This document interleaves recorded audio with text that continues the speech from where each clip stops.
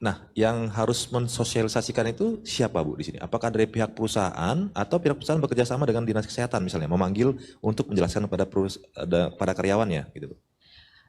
Yang melakukan tentunya perusahaan tapi bisa bekerja sama. Oke. Apakah dengan puskesmas, apa dinas kesehatan ataupun pihak lain yang bisa Jadi kalau menjelaskan di dengan perusahaan baik. itu tidak ada tenaga kesehatannya, dia bisa berkoordinasi dengan Betul. dinas kesehatan setempat itu ya. Nah, kemudian mereka tempat kerja harus juga melakukan pemantauan kesehatan pekerjanya secara proaktif dan rutin. Nah, tadi yang dikatakan, dia harus melihat ada nggak yang demam, adakah yang flu, atau adakah yang juga kok sering nggak masuk. Nah, ini juga menjadi pertanyaan. Dan tempat kerja harus memantau implementasi upaya pencegahan. Jadi benar nggak dipakai maskernya, benar nggak menjaga jarak. Nah, ini harus terus-menerus dilakukan dan harus mengikuti perkembangan informasi tentang COVID-19. Karena ini kan perkembangannya terus-menerus, nah kita juga perlu. Dan yang terakhir adalah dia harus melaporkan dan berkoordinasi dengan dinas kesehatan apabila menemukan memperkirakan pekerjanya sakit atau tempat kerja itu ada tamu yang sakit, itu perlu dikoordinasikan. Jadi kira-kira di suatu perkantoran itu perlu adanya suatu badan atau staf yang mengawasi pekerja-pekerja tadi untuk apakah mereka mematuhi protokol kesehatan itu Bu, pakai masker atau tidak gitu ya, untuk mengingatkan itu Bu. Betul, ya paling tidak kan kalau di perkantoran misalnya di perkantoran pemerintah kan ada bagian kepegawaian dan bagian umum yang memang harus mempersiapkan semua ini, kemudian ada kegiatan sosialisasi yang diperlukan. Demikian juga di BUMN ataupun perusahaan swasta biasanya ada bagian namanya bagian K3 dan mereka atau HRD. Nah, mereka lah yang bisa memberikan informasi dan sebagainya. Berarti harus lebih proaktif ya Bu ya? Betul. Mengecek pada karyawan-karyawan ini tadi. Betul. Baik. Kemudian kalau misalnya perusahaan itu pengen mengetahui Bu, apakah ini perkantoran saya itu ada di zona merah, zona hijau atau kuning. Nah, perusahaan harus nanya ke siapa atau melihat kemana? Mungkin ada websitenya apa yang perlu bisa diketahui oleh perusahaan Bu? Kalau mau merah, kuning, hijau, itu silahkan membuka dari gugus tugas. Kan sudah ada website khusus untuk bagaimana mengetahui yang bisa diketahui bagaimana lokasi kabupatennya, lokasi provinsinya, bahkan lokasi kecamatannya. Jadi Pak Kris yang tahu persis. Nah, itu memang tempat kerja perlu juga mengetahui. Betul, dan tadi saya katakan perlu berkoordinasi dengan dinas kesehatan sehingga dia tahu persis wilayah saya itu kondisinya seperti apa. Itu. Sehingga dia bisa mengantisipasi bagaimana karyawan-karyawan ini harus bersikap dengan lingkungannya Bu, saya, dalam berinteraksi kan gitu ya. Baik, ada lagi mungkin Bu yang sampaikan tentang KMK 38 ini Bu? Nah, satu hal yang paling penting adalah pekerja itu menjadi tadi dikatakan pekerja ini kan banyak Pak, dan mereka mempunyai peran yang penting di dalam pencegahan dan pengendalian COVID. Nah, pekerja memiliki kewajiban untuk menjaga kesehatannya di rumah, di perjalanan, selama pergi dan pulang, dan juga selama berada di tempat kerja. Mengingat penularan COVID itu bukan hanya di tempat kerja, jadi peran pekerja sangat penting. Kita tahu bahwa selama terjadinya pandemi ini, masyarakat sudah mulai berubah. Mulai menggunakan masker, menjaga jarak, dan ini sudah menjadi pola hidup dari sebagian besar masyarakat. Gaya hidup baru masyarakat saat ini Bu ya. Dan ini kita perlu apresiasi. Karena sampai ada yang stay at home, kemudian pakai masker, membuat masker yang lucu-lucu, itu merupakan upaya peran serta masyarakat yang sudah kita apresiasikan memberikan dukungan kepada pelaksanaan pencegahan penularan. Nah, tetapi secara detail kalau seorang pekerja yang memang masih harus bekerja, mungkin di rumah itu dia harus menjaga kesehatannya dan bukan hanya dirinya tapi juga keluarga. Kemudian juga memastikan kalau saya mau berangkat bekerja, saya dalam kondisi sehat. Kalau saya batuk, demam ataupun ada pilek, sebaiknya tinggal di rumah atau pergi berobat.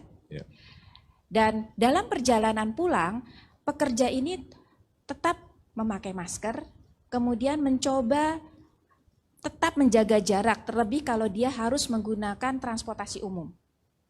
tidak menyentuh wajah, tidak terlalu banyak pegang-pegang di sarana fasilitas umum, misalnya ada tangga, pegang ya, kita kurangi, dan juga upayakan menggunakan pembayaran non tunai. Sedangkan di tempat kerja, begitu masuk, tolong cuci tangan, dan kalau sudah melakukan pekerjaan dan dirasakan habis memegang barang tempat kerja yang beresiko, harus segera cuci tangan atau menggunakan hand sanitizer. Tetap pakai masker atau pakai alat pelindung diri atau APD yang memang sesuai dengan tugasnya. Misalnya kalau tadi selain masker mungkin di beberapa pekerja harus memakai face shield, harus menggunakan baju kerja, kemudian pakai sarung tangan. Nah itu harus digunakan. Jangan lupa membersihkan tempat kerja, menjaga jarak pada semua aktivitas pada saat bekerja. Bukan hanya pada saat mungkin antri masuk, keluar, lift, harus di lift dan sebagainya. Juga mengurangi kontak fisik. Ini dan hal yang paling penting adalah saling mengingatkan teman. Apakah sudah cuci tangan, apakah pakai masker dengan baik, apakah sudah menjaga jarak, karena ini kita perlu mengingatkan.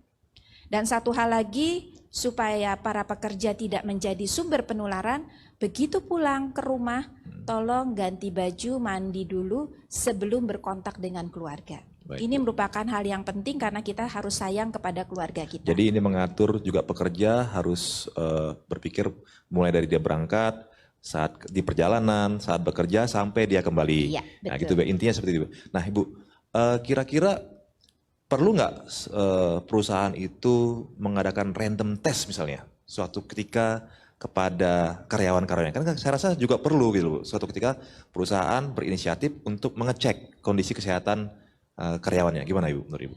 Kalau tadi di depan sudah dinyatakan bahwa mereka perlu proaktif pemantauan, berarti kalau sudah diperkirakan ada yang mencurigakan, ya bisa saja dilakukan hal seperti itu. Jadi, nah inilah perlunya perusahaan bisa berkoordinasi dengan teman-teman dinas kesehatan ketika kondisi itu terus-menerus harus dipantau. Baik, terima kasih Bu. Kemudian ini Bu, ada pertanyaan dari teman-teman, ya Ibu juga hobi olahraga gitu ya, dalam olahraga di luar nanti gitu, kapan kira-kira bisa mulai diadakan lagi itu Bu? Misalnya kan olahraga lari sekarang mulai dibatalkan dalam tahun ini. Nah mungkin apa anjuran-anjuran dari Ibu kepada penggiat-penggiat olahraga komunitas lari tadi Bu? Untuk kegiatan-kegiatan event-event besar sedang dibahas kembali bersama dengan Kemenpora, untuk tentu kita tidak bisa langsung ya. Tetapi yang pasti setiap orang harus mempertahankan daya tahan tubuhnya. Satu adalah tetap melakukan aktivitas fisik minimal 30 menit per hari. Ya kalau memang yang sudah terbiasa bisa lebih nggak apa-apa, tetapi tetap memperhatikan protokol kesehatan. Satu hal Pak Kris, tadi panduan yang dibuat oleh Kementerian Kesehatan ini harus diimplementasikan di tempat kerja. Itu tidak bisa Kementerian Kesehatan, tapi masing-masing tempat kerja harus menyusun SOP atau protokol yang lebih membumi lagi sesuai dengan kondisi tempat kerja. Berarti setiap perusahaan atau perkantoran menyusun teknisnya disesuaikan dengan kondisi tempat bekerja. Betul. Itu Bu ya. Baik Ibu. Kemudian ada himbauan Bu buat masyarakat tentang perang melawan pandemi ini, mungkin dari Ibu apa? Baik. Teman-teman pekerja adalah tadi saya katakan adalah jumlahnya cukup banyak dan punya peran penting. Tetap kita jaga kesehatan, jangan lupa cuci tangan pakai sabun, selalu memakai masker, jaga jarak aman, dan juga jangan lupa bahwa kita menjaga daya tahan tubuh kita dengan cukup istirahat, cukup olahraga, dan yang jangan lupa makan yang bergizi.